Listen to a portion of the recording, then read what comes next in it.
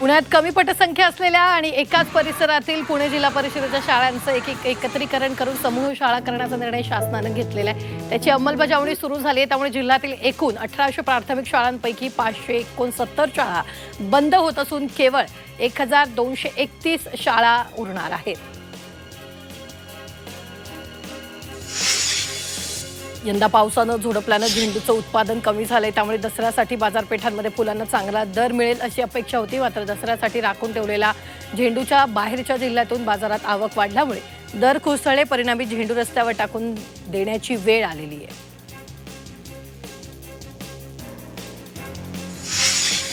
पांढरा मावा चालू झाला, आत्ताशी लागण चालू झाली। मावळ तालुक्यातील शेतकऱ्यांना ऊसाच्या उत्पादनात मोठा धोका निर्माण झालाय। ऊसावर तांबेरा रोगाचा प्रादुर्भाव झालाय। त्यामुळे ऊसाचं उत्पादन घटण्याची शक्यता असल्यानं शेतकरी चिंतेत आले।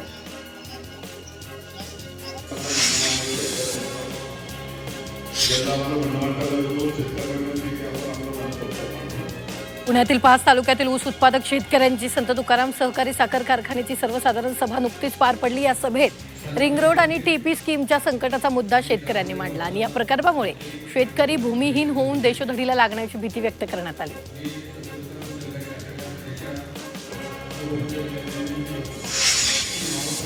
चाकण परिसरात दररोज वाहतूक कोंडीचा सामना करावा लागतोय। त्यामुळे नागरिकांसह विद्यार्थ्यांनाही मोठा त्रास सहन करावा लागतोय। या विरोधात 9 ऑक्टोबरला पीएमआरडीएवर धडक पायी मोर्चा काढला जाणार आहे आणि या मोर्चात खासदार अमोल कोल्हेंनी सहभाग घ्यावा अशी मागणी स्थानिकांकडून केली जाते।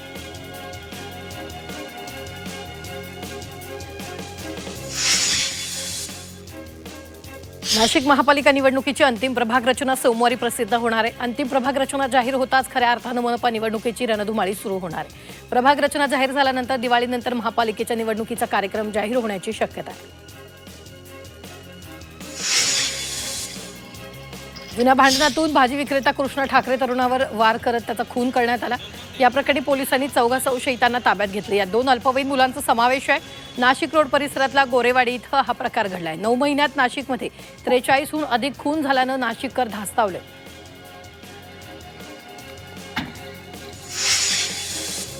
नाशिकमध्ये वाढत्या गुन्हेगारीच्या पार्श्वभूमीवर पोलीस ॲक्शन मोडवर आलेत। पोलिसांनी रस्त्यात मद्यप्राशन करणं आणि टवाळखोरी करणाऱ्यावर कडक कारवाई केली। शहरात अनेक ठिकाणी ही मोहीम सुरू असून तब्बल 200 पेक्षा जास्त टवाळखोरांवर पोलिसांनी कडक कारवाई केली आहे।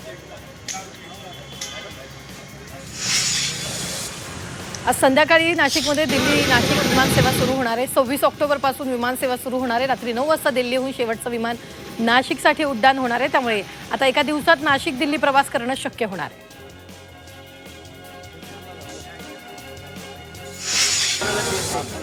नाशिकच्या म्हसरूळ पोलीस ठाणे हद्दीतील आकाश पेट्रोल पंपाजवळ किरकोळ कारणातून तरुणावर चॉपरनं वार करून खून केल्याप्रकरणी 4 आरोपींना जिल्हा आणि सत्र न्यायालयानं जन्मठेप सुनावली आहे। तसंच प्रत्येकी 5000 रुपये दंड ठोठावला।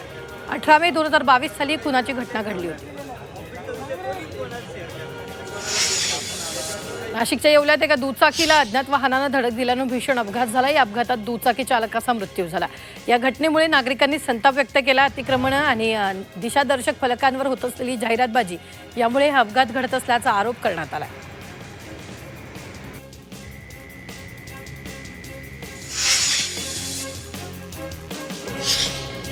वैजापूर तालुक्यातील बोलठाण इथले रहिवासी अयूब शहा हे पत्नी अंजुम आणि मुलगी अश्मिरा यांना घेऊन दुचाकीने दुसऱ्या मुलीला भेटण्यासाठी श्रीरामपूर इथे निघाले होते। दरम्यान खंडाळा गावाजवळ रोटी वस्तीजवळ भरधाव आलेल्या हायवानं दुचाकीला जोरदार धडक दिली आणि यात भीषण अपघात झाला। या अपघातात अयूब शहा आणि मुलगी अश्मिरा यांचा जागीच मृत्यू झाला। अपघात एवढा भीषण होता की हायवाचे चाक अंगावरून गेल्यानं अयूब यांचा जागीच मृत्यू झाला।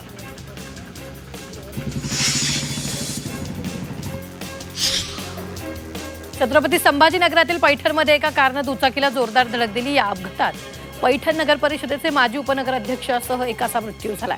या अपघातानंतर कार चालक फरार झाला। या प्रकरणी पैठण पोलीस ठाण्यात नोंद केली असून पोलीस पुढील तपास करतात।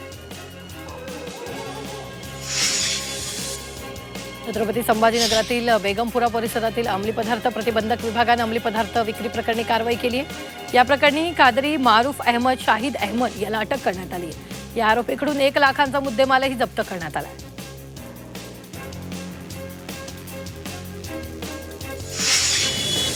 मुंबई उच्च न्यायालयाच्या औरंगाबाद खंडपीठात मराठवाडा अनुशेष निर्मूलन आणि विकास मंचचे अध्यक्ष यांनी याचिका दाखल केली।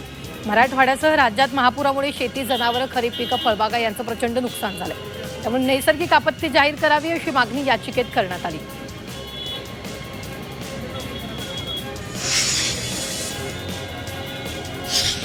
मराठवाड्यात झालेल्या अतिवृष्टीमुळे जवळपास 22 कोटी रुपयांचं मत्स्यबीज वाहून गेले।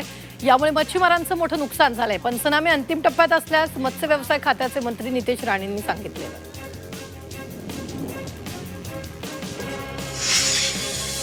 छत्रपती संभाजीनगरच्या पैठणमधील बालानगर गावातील कैलास कुंटेवाड या शेतकऱ्यानं कोण बनेगा करोडपती या खेळात बाजी मारली। या शेतकऱ्यानं खेळात बाजी मारत तब्बल 50 लाखाची रक्कम जिंकली।